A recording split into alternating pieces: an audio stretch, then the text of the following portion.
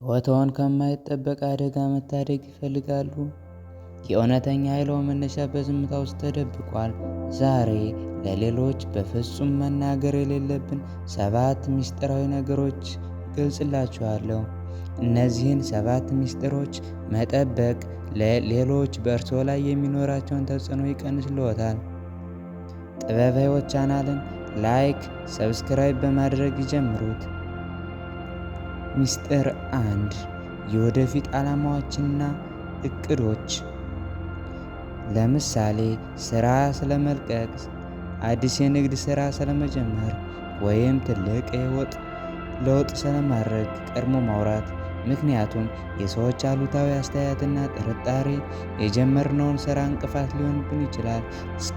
እስክናሳካ ድረስ ዝምታ ወርቃማ ጥበቃ ነው። ምስጢር 2 የገንዘብ መጠንና ሀብት። ለምሳሌ የባንክ ሂሳብዎን ዝርዝር፣ ትክክለኛ ገቢውን ወይም የንብረትዎን ግምት መናገር። ምክንያቱም ምቀኝነትና የጥቃት ዝንባሌን ይፈጥራል። ሰዎችን በብድር ስም ወደ እርስዎ እንዲመጡ ያደርጋል። ለሌቦችን ትኩረት ይሰጣል። ሀብትዎ በሚታይ ሳይሆን በሚኖርበት መንገድ ይገለጽ። ምስጢር 3 የግል የፍቅር ግንኙነት ችግሮች። ለምሳሌ በትዳር አጋሮች፣ በፍቅረኞች ወይም በቅርብ ቤተሰብ መካከል ያለ ጥልቅ አለመግባባትና ግጭት። ምክንያቱም የውጭ አካል ሙሉ እውነትን ስለማያውቅ የሚሰጠው ምክር ግንኙነቱን ያባብሰዋል። ችግሩን መፍታት ያለባችሁ በግል እርስ በርስ በመነጋገር ነው።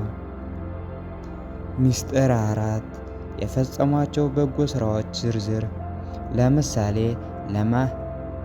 ለማንም እንደረዱ፣ በጎ አድራጎት እንደፈጸሙ ወይም ለሰው መልካም እንዳደረጉት ማውራት። ምክንያቱም እውነተኛ መልካምነት በዝምታ ይከናወናል።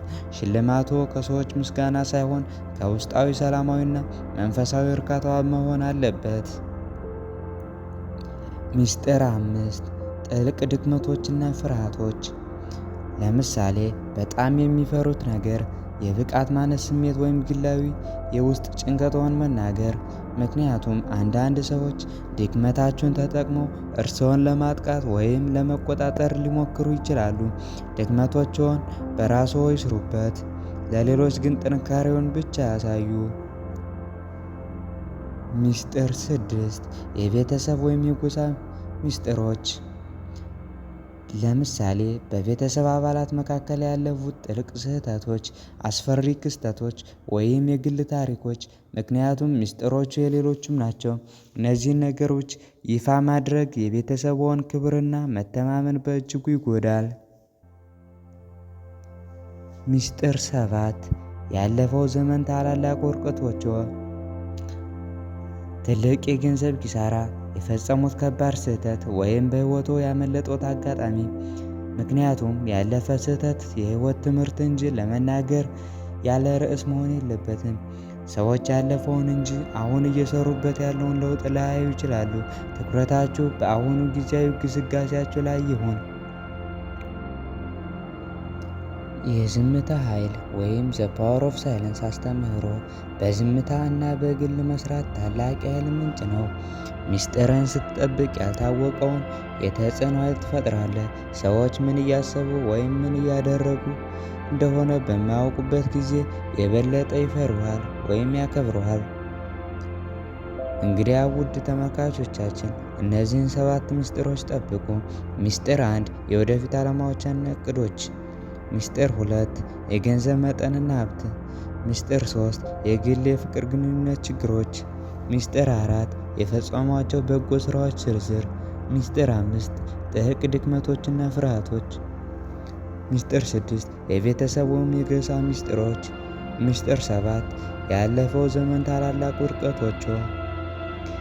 የሕይወታቸውን መሪነት በእጃቸው አድርጉ።